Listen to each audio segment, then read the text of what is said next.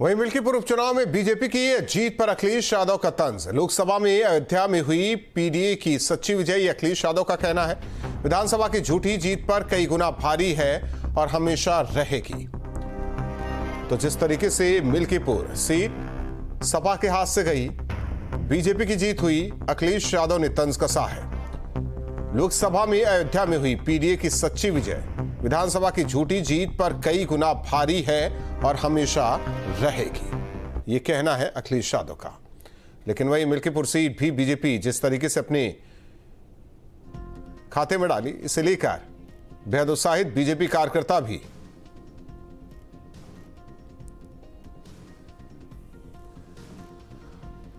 और सहयोगी निखिल हमारे साथ जुड़ रहे हैं लखनऊ से। निखिल, जाहिर तौर पर पहले मिल्कीपुर की बात कर लेते हैं। हालांकि तंज तो कसेंगे ही।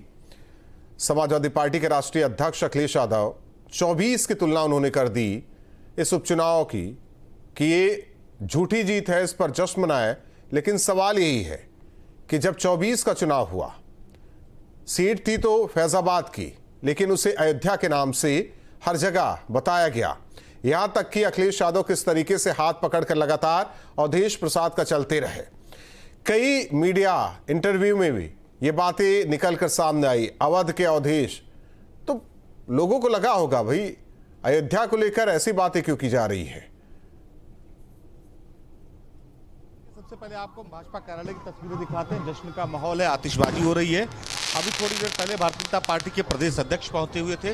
दोनों उप मुख्यमंत्री ब्रजेश पाठक और केशव प्रसाद मौर्य वो पहुंचे हुए थे। इसके साथ ही अगर हम बात करें तो परिवहन मंत्री दयाशंकर सिंह भी यहां पर पहुंचे थे। जब से मिल्कीपुर सीट का परिणाम आया, तब से भारतीय जनता पार्टी राजनीति का अध्याय समाप्त हो गया है। तो हो ही गई है आप लोगों से। जो उत्साह है भारतीय जनता पार्टी का वो दिखाई पड़ रहा है। मिल्कीपुर सीट कितनी महत्वपूर्ण थी, आप इस उत्साह से उसका अंदाजा लगा सकते हैं। भाजपा ने साफ कर दिया कि अयोध्या में दरअसल राजा जो है वो अयोध्या की जनता है। और यही लगातार आप देखिए भारतीय जनता पार्टी की तमाम नेताओं का तो यही बयान भी आ रहा है। तो मिल्कीपुर भारतीय जनता पार्टी के लिए एक साख की लड़ाई थी और उसी लड़ाई के तहत पूरा संगठन मिल्कीपुर सीट पर चुनाव लड़ रहा था। हालांकि समाजवादी पार्टी के नेताओं से भी हमारी बात हुई। जैसा कि अखिलेश यादव ने ट्वीट किया, वही समाजवादी पार्टी के कार्यकर्ताओं का कहना है कि हम 24 में भी ये कह रहे थे कि जो ईवीएम है उसने दरअसल वो ठगा है लोगों को। आप लोग यहाँ पर सब लोग इकट्ठा हुए हैं, उत्साह है आज मिल्कीपुर सीट को लेकर। ये दिल्ली की जो 27 साल बाद जीत मिली है और मिल्कीपुर में खास तौर से जो प्रभु श्री राम के नाम पर राजनीति कर रहे थे उन लोगों को करारा जवाब मिला है।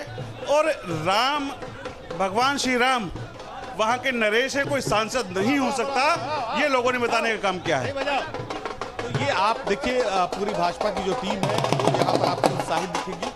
चूंकि मिल्कीपुर जैसा कि जब परिणाम आए थे लोकसभा चुनाव के, उसमें जब भारतीय जनता पार्टी अयोध्या से हारी थी तो भाजपा को भी महसूस हुआ था कि कहीं ना कहीं बड़ी चूक हुई है और उस चूक को कैसे दुरुस्त किया जाए। तो उस चुनाव में मिल्कीपुर देखने को मिला। उस चुनाव में मिल्कीपुर उसके लिए अहम रहा। तो उसी सबको पूरा संगठन मिलकर काम कर रहा था। ये तस्वीरें हम आपको भाजपा कार्यालय की दिखा रहे हैं। लगभग 1 घंटे से इसी तरह का माहौल भारतीय जनता पार्टी कार्यालय में भारतीय जनता पार्टी के तमाम बड़े नेता हो, चाहे आम कार्यकर्ता हो, सब उत्साहित है। जैसा मैंने बताया कि पार्टी के जो प्रदेश अध्यक्ष थे वो भी यहाँ पहुंचे थे। दोनों मुख्यमंत्री ब्रजेश पाठक और केशव प्रसाद मौर्य भी यहाँ पर पहुंचे थे। इसके साथ ही और तमाम मिनिस्टर यहाँ पर मंत्री पहुंचे थे।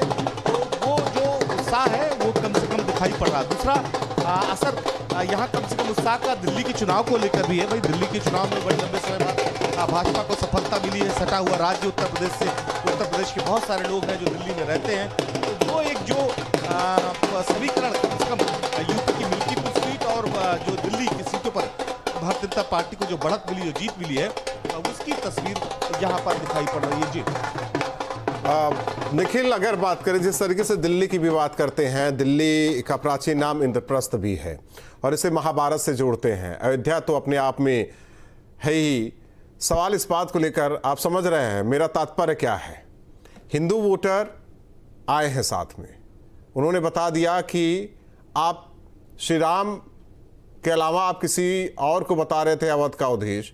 और जिस तरीके से दिल्ली में भी देखा जाए और यही मैं कुंभ का भी जिक्र करूं, सीएम योगी का जिक्र करूं, वो लगातार एक्टिव रहे दिल्ली चुनाव में और उसका नतीजा ये रहा कि आज 40 पार बीजेपी दिल्ली में।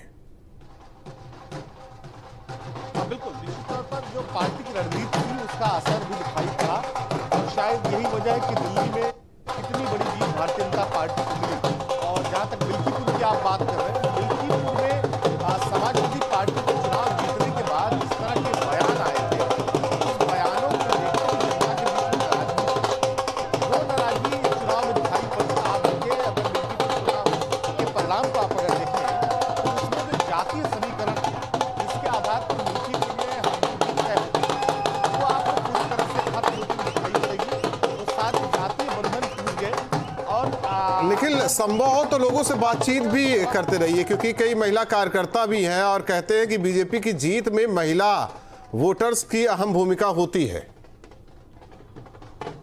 निश्चित तौर पर भारतीय जनता पार्टी के लिए महिलाओं का एक बहुत बड़ा संगठन भारतीय जनता पार्टी का काम करता है। उसी संगठन के तमाम लोग, देखिए आप यहाँ पर महिला संगठन के लोग पहुंचे हुए हैं, सभी लोग उत्साह है और तमाम लोग जो यहाँ पर कार्यक्रम हो रहे हैं उसमें शामिल हो रहे हैं। तो लोगों से बात, जगह दे दो भैया, जगह दे दो, जगह दे दो। आप लोग यहाँ सभी लोग पहुंचे आज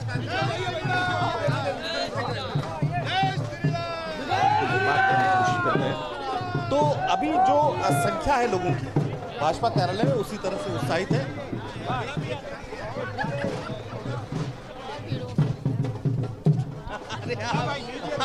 आप एक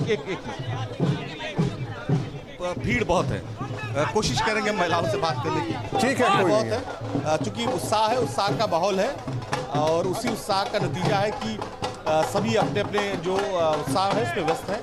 ढोल नगाड़े अभी भी बज रहे हैं, आतिशबाजी बहुत लंबे समय तक यहाँ पर हुई और अभी थोड़ी देर पहले जो पार्टी के प्रदेश अध्यक्ष थे वो यहाँ से निकल कर गए और वो उन्होंने साफ कहा कि जो संगठन की रणनीति थी और वो मिल्कीपुर में काम आई और मिल्कीपुर की जनता ने तय कर दिया कि दरअसल अयोध्या ही और अयोध्या के लोग ही, प्रभु श्री राम ही वहाँ के राजा हैं। जी निखिल, लेकिन अगर देखा जाए कि उत्साह दोगुना है, मिल्कीपुर तो है ही है, दिल्ली में जिस तरीके से बम्पर जीत मिली ये उत्साह ही बता रहा है। आज बीजेपी कार्यालय में ढोल नगाड़ों के धुन पर लोग किस तरीके से जश्न मना रहे हैं, ये उत्साह दोगुना भी हो गया है। यानी कि एक तरफ मिल्कीपुर तो जीते जीते, दिल्ली में भी भारी बम्पर जीत, 27 साल बाद वापसी हुई है। धन्यवाद निखिल, हालांकि आगे जुड़ेंगे, बातचीत जरूर करेंगे। तो जिस तरीके से बम्पर जीत बीजेपी की दिल्ली में बहुमत से, भारी बहुमत से जीती बीजेपी, खुशी सेलिब्रेट कार्यकर्ता नजर आ रहे हैं, लेकिन उसकी खुशी की एक बड़ी वजह मिल्कीपुर विधानसभा उपचुनाव में मिली जीत भी है, क्योंकि राम मंदिर बनने के बाद पिछले लोकसभा चुनाव में बीजेपी को जिस तरह से हार का सामना करना पड़ा था उससे पार्टी को काफी धक्का लगा था। मिल्कीपुर से चंद्रभान पासवान ने एसपी प्रत्याशी अजीत प्रसाद को मात दी है, जो अयोध्या के मौजूदा सांसद अवधेश प्रसाद के बेटे हैं। फिलहाल बीजेपी खेमे में जश्न का माहौल है, अबीर गुलाल उड़ाए जा रहे हैं, तस्वीरें आपको दिखा रहे हैं, ढोल नगाड़े बजाए जा रहे हैं।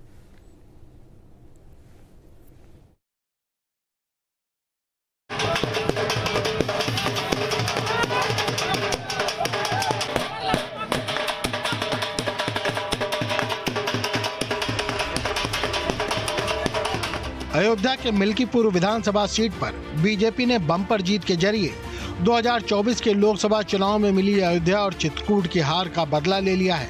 यूपी में 9 सीटों पर हुए उपचुनाव की जिम्मेदारी सीएम योगी ने खुद ली थी और नतीजा ये कि मिल्कीपुर की सीट पर बीजेपी की वापसी हो गई है।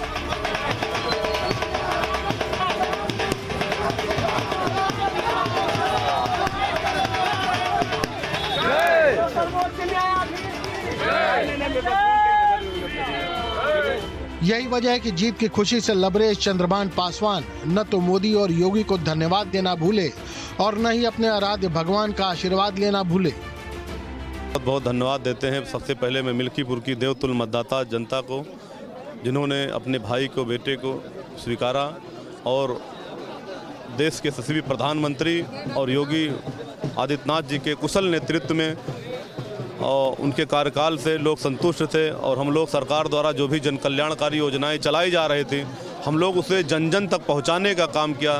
भारतीय जनता पार्टी की रीतियों से, नीतियों से प्रभावित होकर मिल्कीपुर की जनता ने भारतीय जनता पार्टी के पक्ष में अपना मतदान किया।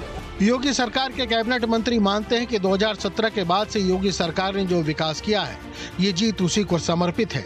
देखिए, यकीनन ये जो विधानसभा का उपचुनाव मिल्कीपुर का है, अगर परिणाम भारतीय जनता पार्टी के तरफ दिख रहे हैं तो इसके पीछे बहुत एक सकारात्मक भाव, जनता का आशीर्वाद हमारे प्रति है।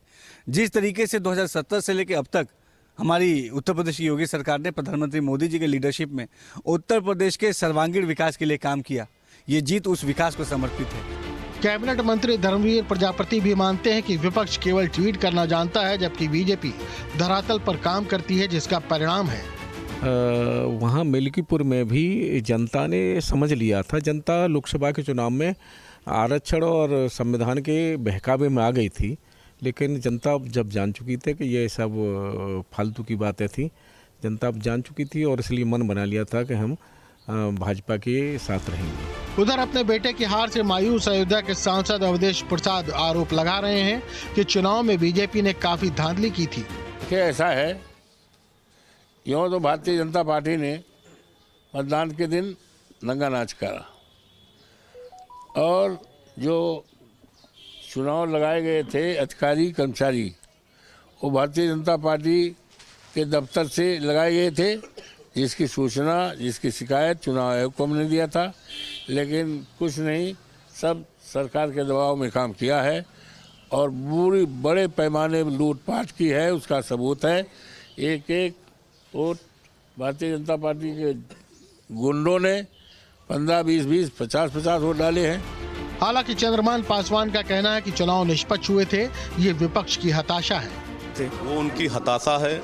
सारा प्रशासन वहाँ पर मुस्तैद था, पूरी तरह से निष्पक्ष मतदान करा रहे थे, अब इसमें कोई कसर नहीं थी। कहीं पर भी कोई नहीं, कोई दिक्कत नहीं, पूरा मतदान निष्पक्ष हुआ है।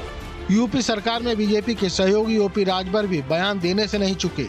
देखिए, हम बहुत पहले से कहते आ रहे हैं, वहाँ के नब्ज को हमने टटोला था जब 2 सभा की थी, तो जनता को दुधारू गाय चाहिए, विकास रूपी दूध। तो विकास रूपी दूध के लिए सत्ता के पास दुधारू गाय है और विपक्ष के पास ठाठ गाय है, तो जनता विकास रूपी दूध लेने के लिए सत्ता के साथ खड़ी थी और आज उसका रिजल्ट है। अयोध्या लोकसभा चुनाव से पहले राम तो अपने घर में स्थापित हो चुके थे, लेकिन बीजेपी चुनाव के बाद अयोध्या से बेदखल हो चुकी थी। अब मिल्कीपुर की जनता को अपनी गलती का एहसास हो चुका है और मिल्कीपुर में कमल खिल गया है। देखिए, अयोध्या के धाम के लोकसभा चुनाव परिणाम ने से संपूर्ण जनता बहुत दुखी थी और उन्होंने अपने को भी, यहाँ अयोध्या वासियों ने भी और मिल्कीपुर वासियों ने भी, उनको इस बात का एहसास हुआ कि हमको गलती हमसे हो गई है। रुकते